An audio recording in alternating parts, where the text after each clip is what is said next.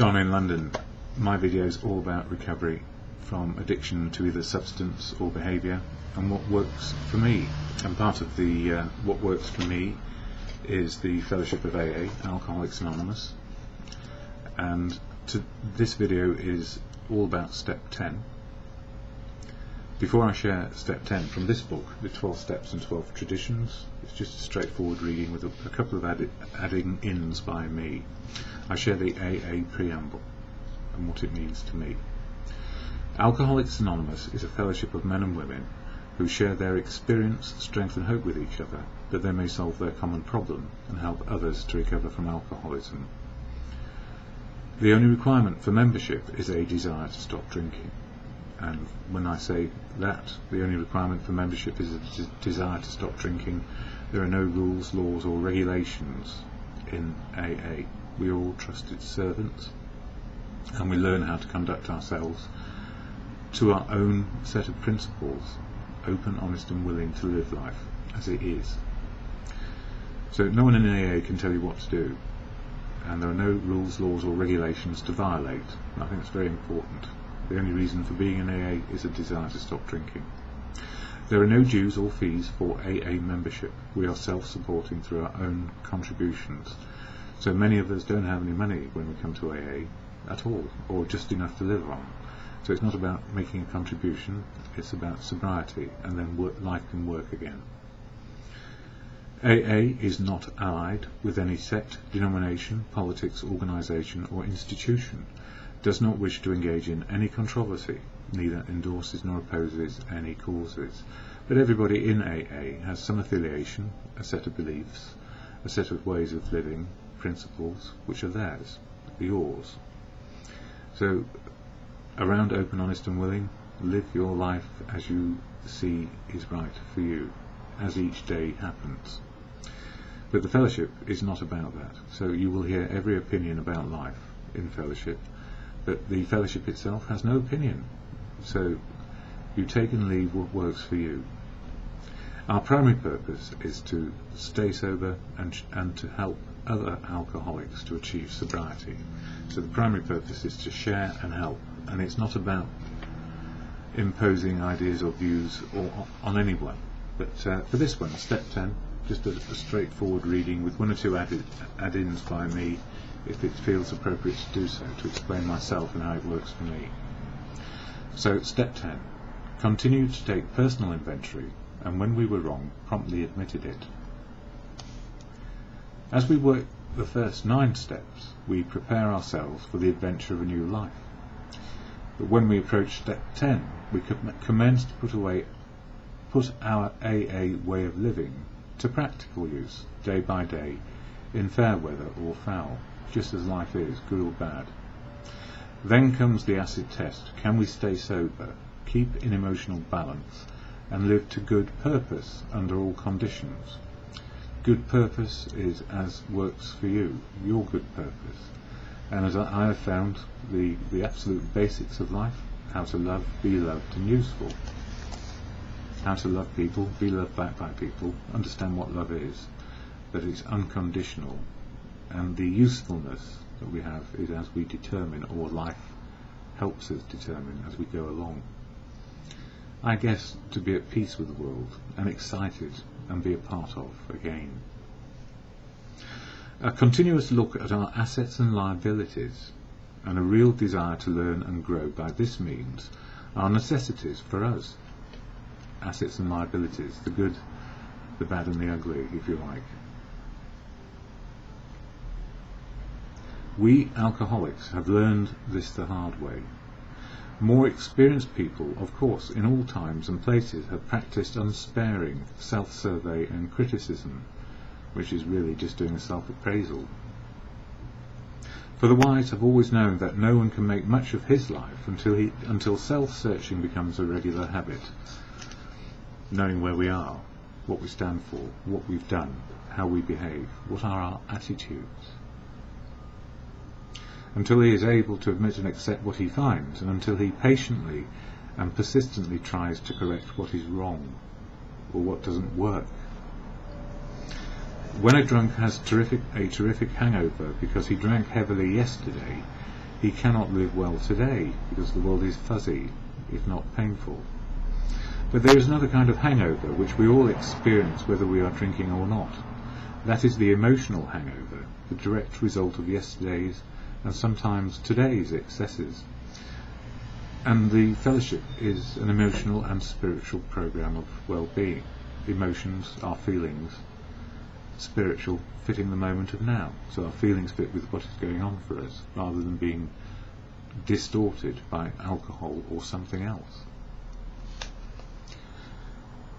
This emotional hangover, the direct result of yesterday's and sometimes today's excesses of negative emotion, anger, fear, jealousy and the like. If we would live serenely today and tomorrow, we certainly need to eliminate these hangovers. This does not mean we need to wander morbidly around in our past. It requires an admission and correction of errors now. So step 10 is all about the errors of now, where we are living well or deviating, if you like, from an open, honest, willing path. Our inventory enables us to settle with the past. That comes in the life story in step 4. When this is done, we are really able to leave it behind us. When our inventory is carefully taken and we have made peace with ourselves, the conviction follows that tomorrow's challenges can be met as they come. So it's all about living in the moment. Although our inventories are alike in principle, the time factor does distinguish one from another. There's the spot check inventory. Right now, what's going on? Taken at any time of the day, whether we find ourselves getting tangled up, where we find we are getting tangled up. There's the one we take at the day's end, when we review the happenings of the hours just past. Here we cast up a balance sheet, crediting ourselves with things well done. That's our gratitude list, if you like, and chalking up the debits where due, those things which didn't work so well. Then there are those occasions when alone or in the company of our sponsor or spiritual advisor, we make a careful review of our progress since the last time. Many AA fellows go in for an annual or semi-annual house cleaning. Many of us also like the experience of an occasional retreat from the outside world where we can quieten down for an undisturbed day or so of self-overhaul and meditation. So it's like doing a little mini life story over the past weeks or months on the balance of things, what's working, what's not working, and see what we need to do to improve our outlook. Aren't these practices joy killers as well as time consumers? Well, are they? I don't know that they are joy killers. We just experience joy or sadness as life is. But if we know what's causing it, we have a better chance of improving our outlook, our attitude and our behaviour. Must AA spend most of their waking hours drearily rehashing their sins of omission or commission? Well, hardly. The emphasis on inventory is heavy only because a great many of us have never really acquired the habit of accurate self-appraisal. Once this healthy practice has become grooved, or ingrained even, or hardwired back in, it will be so interesting and profitable that the time it takes won't be missed, for these minutes and sometimes hours spent in self-examination are bound to make all the other hours of our day better and happier. So if we know where we are, what we've done, and what we can do, can't do, keep on learning the wisdom to know the difference, then it's a pleasure to know where we stand. And at length our inventories become a regular part of everyday living rather than something unusual or set apart. And of course, in doing a life story as part of step 4 and where it leads, does give us a profound understanding of where life can work in the future, well, today, and possibly in the future, but today is where it can work. Before we ask what is a spot check inventory, let's look at the kind of setting in which such an inventory can do its work. It is a spiritual axiom that every time we are disturbed, no matter what the cause, there is something wrong with us. And this is a hard one to learn. If we are disturbed, it's something inside us, not an external. Something is pulling our chain internally, as it were. If somebody hurts us and we are sore, well, we are in the wrong also. But there are no exceptions to this rule. What about justifiable anger? If somebody cheats us, aren't we entitled to be angry? And this also goes for betrayal and being let down. If somebody cheats us, aren't we entitled to be angry? Can't we be properly angry with self-righteous folk? For us of AA, these are dangerous exceptions. We have found that justified anger ought to be left to those better qualified to handle it. And I haven't found anybody actually, inside or outside fellowship, who really works well with justifiable anger, because anger offers a whole raft of other actions which are just horrible to contemplate. Few people have been more victimised by resentments than we alcoholics.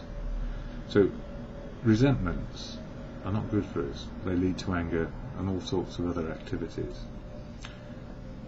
It mattered little whether our resentments were justified or not. A burst of temper could spoil a day, and a well-nursed grudge could make us miserably ineffective. Nor were we ever skillful in separating justified from unjustified anger. As we saw it, our wrath was always justified. Anger, that occasional luxury of more balanced people, could keep us on an emotional orgy indefinitely. These emotional dry benders often led straight to the bottle. Other kinds of disturbances, jealousy, envy, self-pity, hurt pride, did the same thing.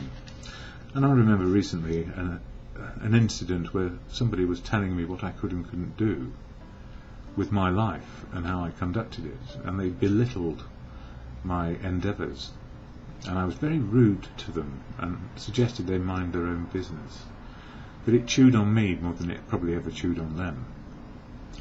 So in the end I felt the only way I can deal with this is to apologise for my rudeness and get on with my life, letting go anything they may say about me. What others think of me is often none of my business, because I can't do anything about what they judge me to be. So a spot check inventory taken in the midst of such disturbances can be of very great help in quieting stormy emotions. So in other words, rather than go on what is called a dry bender and hate this person for their astounding judgment of me, I let it go and I had to laugh at myself. Why on earth was I being so upset? But anger came out in that moment, and it took me a little while to find my balance again and say, well, I'm really sorry for what I said. And that was it. I said what I said. I also got back a mouthful of belittling statements. But that's all right.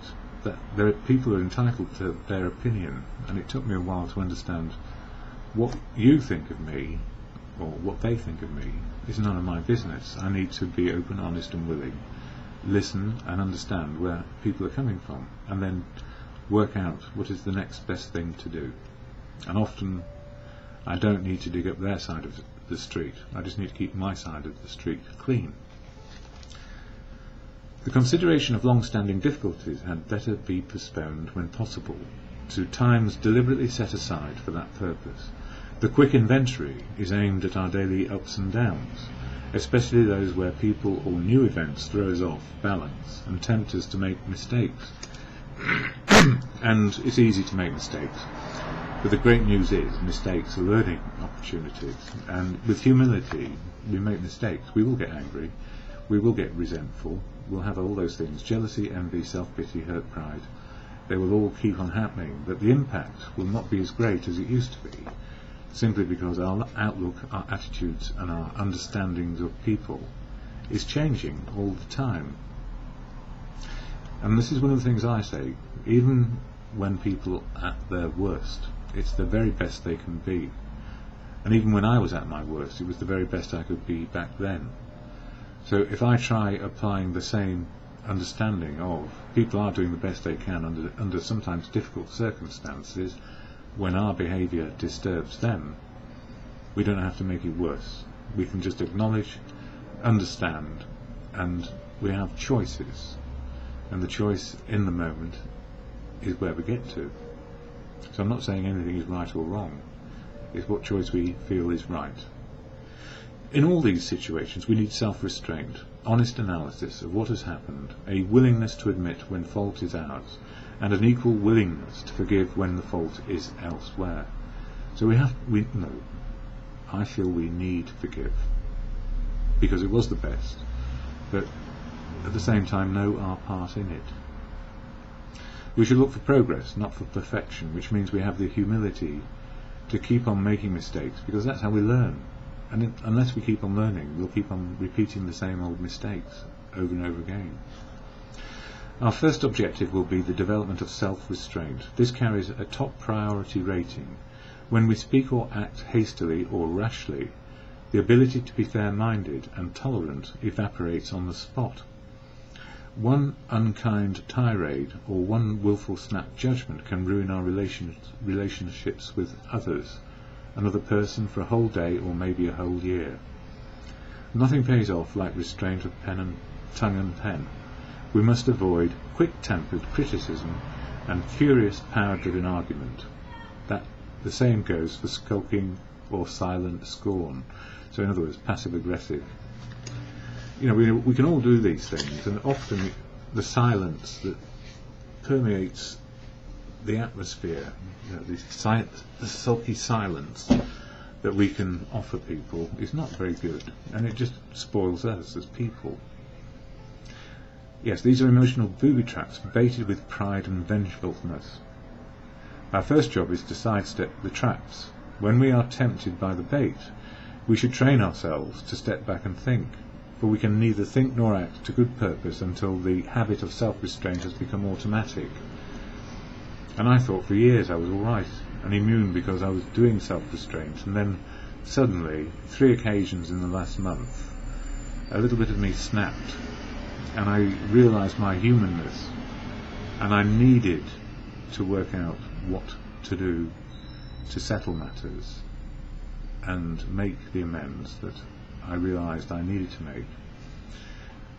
Disagreeable or unexpected problems are not the only ones that call for self-control. We must be quite as careful when we begin to achieve some measure of importance and material success.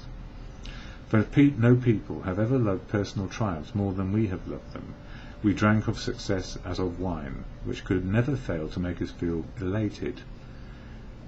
In other words, we can go on a happiness trip based on personal material success. When temporary good fortune came our way, we indulged ourselves in fantasies of still greater victories over people and circumstances. Thus, blinded by prideful self-confidence, we were apt to play the big shot. Of course, people turned away from us, bored or hurt, and that's not surprising. And I can remember learning how to be a bully, the very last thing I would ever want to be, because I was bullied. I learned the behaviour, and then as a big shot I used them, the bullying behaviours, to put people in their place. And it gave me a nervous breakdown as a consequence, because that wasn't me. But here we go. Now we're in AA and sober, and winning back the esteem of our friends and business associates, we find that we still need to exercise special vigilance.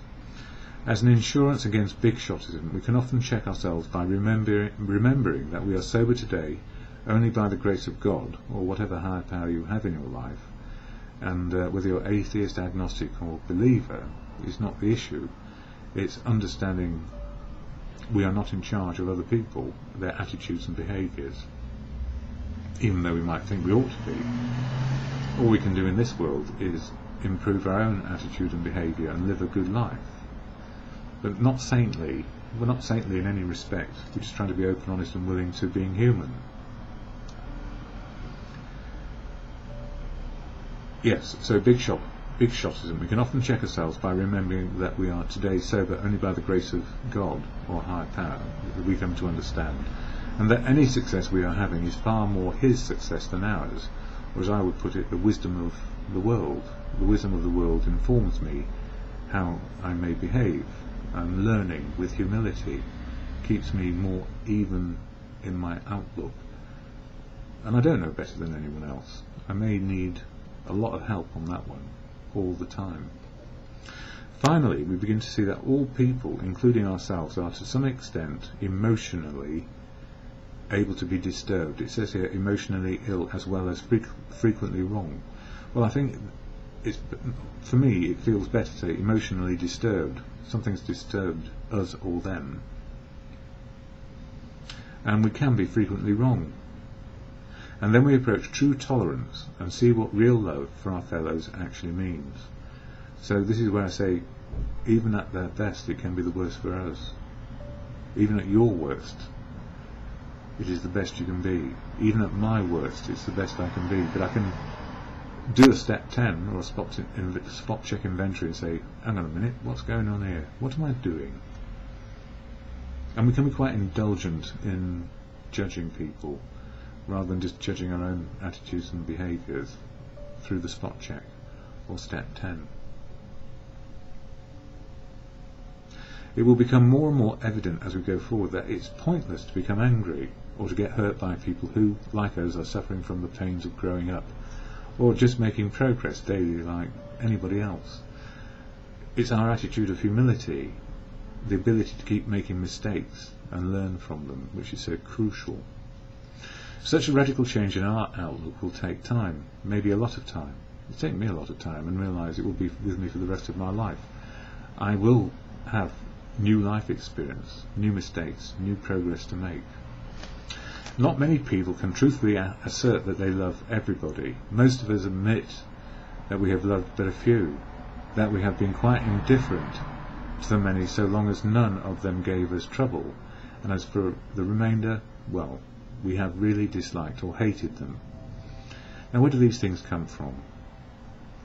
Although these attitudes are common enough, we AAs find we need something much better in order to keep our balance. We can't stand it if we hate deeply. I can't stand it. I don't want to hate anyone. And I remember in early recovery I did get to a place in that situation with one person in the fellowship. It tore me apart because the walls of judgment needed to be torn down inside me. In the end, we find out who we can associate with and who we can't, and that's a clear, free decision. We can love people and hate their behaviour. That's an amazing thing. I never realised that in my first 40 odd years of living, because hate was not something I wanted, and even today I don't want it. I can love people, hate their behaviour. We can't stand it if we hate deeply. The idea that we can be possessively loving of a few, can ignore the many, and can continue to fear or hate anybody has to be abandoned, if only a little at a time. And it's a human thing to love, understand, accept people as they are today. Even at their worst, they can be their best. And it's the behaviour that drives us scatty. We don't have to hate a human. We can love humans. I've learned. We can love them, even though we can't be with them. We can try to stop making unreasonable demands upon those we love. In other words, there are no conditions to love. We can show kindness where we had shown none. With those we dislike, we can begin to practice justice and courtesy, perhaps going out of our way to understand and help them, or simply understand where they're coming from, and that if we offered help, it would be rejected anyway. But sometimes letting everything go and moving along in our own path is just simply the answer. We're not here to improve or challenge others in some ways, except by the way we behave. Whenever we fail any of these people, we can promptly admit it, to ourselves always, and to them also when the admission would be helpful. Courtesy, kindness, justice and love are the keynotes by which we may come into harmony with practically anyone or anybody. When in doubt, we can always pause, saying, "Not my will, but thine be done." Or as I say, "My way or thy way." Or the song which was made good by Frank Sinatra and also by, I've forgotten his name now, "I Did It My Way," the Sid Vicious version, where he shot all the people around him. I'm doing it my way. Didn't really lend itself to recovery very well, but it made me see just how hateful and horrible a person or me could get when those feelings were misunderstood, and the feelings of others were misunderstood as well. So thy way for me is inclusion, love, cherishing, rather than superficiality and indifference. And we can often ask ourselves, am I doing to others as I have done to me today? There is something also about putting ourselves in the other person's shoes and asking ourselves, if I behave that way towards you, and put myself in their shoes, or equally, if people do not love us back, it might be time to move along, smartish. But then we only know that in the day, don't we? As long as we're living in the day and not living in a fantasy. When evening comes, perhaps just going to sleep, just before going to sleep, many of us draw up a balance sheet for the day, and I do this: gratitude, what I'm thankful for, and what's disturbed me. This is a good place to remember that inventory taking is not always done in red ink. It's a poor day indeed when we haven't done something right. And I was listening to a friend of mine last night in a meeting, and they said, I haven't done anything on the real agenda, which I thought I was going to do today, but when I actually look at what I have done today and the good it's done, and they were doing the chair last night, and this is a dear friend who I really like, and I like their outlook, and they helped me in my early days. I was so pleased to be there and gratified. It's a poor day indeed when we haven't done something right. And this is what shone through in the way they shared. It's a poor day indeed when we haven't done something right. As a matter of fact, the waking hours are usually well filled with things that are constructive. Good intentions, good thoughts and good acts are there for us to see. Even when we've tried hard and failed, we may chalk that up as one of the greatest credits of all, that we've learned with humility that some things just don't work, and then learn a new way. Under these conditions, the pains of failure are converted into assets. So in other words, for every mistake we make, the golden rule for me is, well, I'm going to learn something. I've learned something from this. This doesn't work, or this does work. Out of them we receive the stimulation we need to go forwards, rather than suffer and think, I'll shut myself off and never do anything again. And this is about love as well. You know, if we find that we are starting to feel some love towards a potential partner, for example, better to let them know early, not to scare them. In fact, if they are scared, better they say so, or we just work it out as we go. Truth is better. Truth, living truth. Rejection is, they say, God's protection. Or rejection is just do it early, find out if it's not advisable to go forwards, or it's just inappropriate, because it can be simply inappropriate. Knowing soonest mended, isn't it? What's it? Never mind. Truth will out. Truth is best, and their truth we need accept. So if somebody doesn't want us that way, as a friend or in a romance or something like that, better to know sooner than later, because the pain is less, rather than fantasise about being married or whatever. Truth is better. And we learn from it, because we're not right for everyone, and when we feel right about a person, it doesn't necessarily mean they're going to feel right about us. And that goes for simple friendships too. Someone who knew what he was talking about once remarked that pain was the touchstone of all spiritual progress. How heartily we AAs can agree with him, for we know that pains of drinking had to come before sobriety, and emotional turmoil before serenity. So pain is pain, and we don't have to make it bigger and bigger by waiting and waiting, or imagining and fantasizing that the next best thing is going to happen to us. Life on life's terms. Reality means that pain is day-sized rather than a year-sized. But don't forget heartbreak, where things have gone, where we've been involved over a number of years. Heartbreak will take time. That's grief. People do go out of our lives in many ways, and grief is an ongoing process, which is not about closure. It's about cherishing the good, for me. As we glance down the debit side of the day's ledger, we should carefully examine our motives in each thought or act that appears to have gone wrong, or to be wrong. In most cases, our motives won't be hard to see and understand. When prideful, angry, jealous, anxious, or fearful, we acted accordingly, and that was that. Here we need only recognize that we did not act or think badly, try to visualize how we might have done better, and resolve with God's help, or with the wisdom of everyone around us who may help us, to carry these lessons over into tomorrow. So the insanity is doing the same things over and over again, expecting a different result. And if we're doing bad things, or bad things are happening, and we're doing the same thing over and over again, isn't it better to do something else? It can be very difficult to let go. But in other instances, only the closest scrutiny will reveal what our true motives were. There are cases where our ancient enemy, rationalization, normally called thinking, has stepped in and has justified conduct which was really wrong. And I have self-justified anger 3 times in a month. It's not good for me, because I have to do step 10s until the balance sheet is getting a bit more balanced. The temptation here is to imagine that we had good motives and reasons when we really didn't. We constructively criticize someone who needed it, when our real motive was to win a useless argument. And of course, most arguments are useless.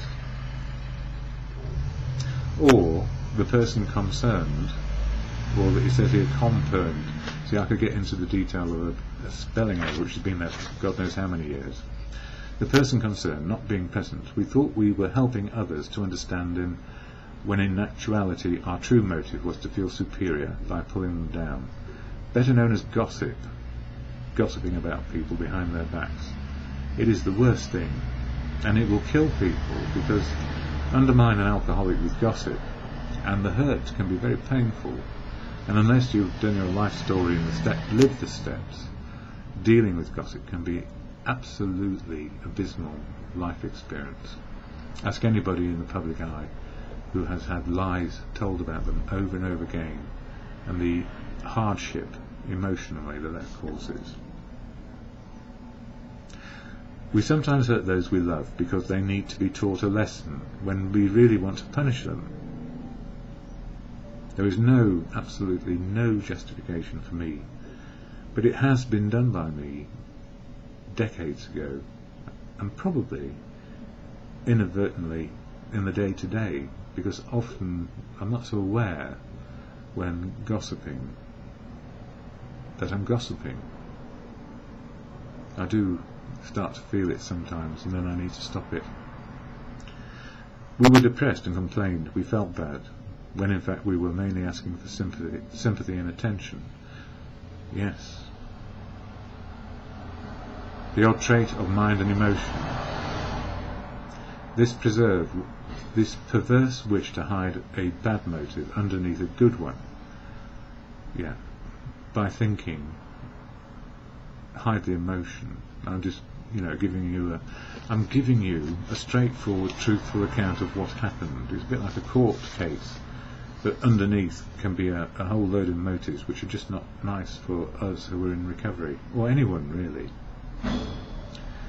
This perverse wish to hide a bad motive underneath a good one permeates human affairs from top to bottom. This subtle and elusive kind of self-righteousness can underlie the smallest act or thought. Learning daily to spot, admit and correct these flaws is the essence of character building and good living. But it's not for judging others. The 12-step program and step 10s are about me and my conduct, me and my attitudes and behaviours, not about what other people have done. So by including other people in my spot check, they may have caused me to deviate from what is good for me. Balance somewhere in there. An honest regret from harm done, a genuine gratitude for blessings received, and a willingness to try for better things tomorrow will be the permanent assets we shall check and seek. Having so considered our way, not omitting to take due note of things well done. In other words, it is assets and liabilities. If we're not careful, we only focus on the black and bleak side. And having searched our hearts with neither fear nor favour, we can truly thank God, or whatever our higher power is in our lives, for the blessings we have received in sleep and good conscience. And this is where it works for me more than anything, because over my lifetime I've been an agnostic atheist and a believer, and I've come to believe that that's the end of step 10 in the book. God is, for me, as Gandhi suggested, truth, love, wisdom. The absolute truth, which is not my opinion or belief, which is sewn into where I read that. So needed to be read by those who can, and if you can't read and write, ask somebody to read it to you, or listen. It's what works for you, and it needs to be, step 10 needs to be an understanding of having the humility to look at what I've done, what's disturbed me, have I hurt somebody, how am I loving towards others, how do I cherish people in my life today, and not be superficial, indifferent, or have hard, dark motives behind what I do. I hope I don't. I really hope on a daily basis, but that's part of it, and that's where the Serenity Prayer, which I share at the end of these videos, helps me a lot. And the Serenity Prayer is to God or in good conscience, or to your understanding of a higher power. So for me, the higher power is about truth, love and wisdom. Truth coming into me, not me manufacturing it. Learning how to love and be loved back and useful. And keep learning the wisdom of life from everyone around me, in fellowship and outside it. Remembering that people are doing the best they can, even when it feels like the worst experience. Because I've done exactly the same thing in my life, many times. And I need to be forgiving of me learning and others learning their way, their path, and not interfering with it. That's it. See, there's where there cannot be a justification for imposing my will or my outlook on anyone else. But I can share it. I can share it. That's good. So the Serenity Prayer, agnostic, atheist, or whatever your higher power is, it's what I can do today is change me and my attitudes. What I can't do is change you and your attitudes. It's not for me to do that. It's for me to look at my conduct, how my life is working, the assets and liabilities. And I can change daily, but sometimes things are so ingrained I don't know they're going on. God, or in good conscience, as you understand for yourself too. It's most important is your understanding. God, grant me the serenity to accept the things I cannot change, courage to change the things I can, and the wisdom to know the difference always, in the moment, and just for today.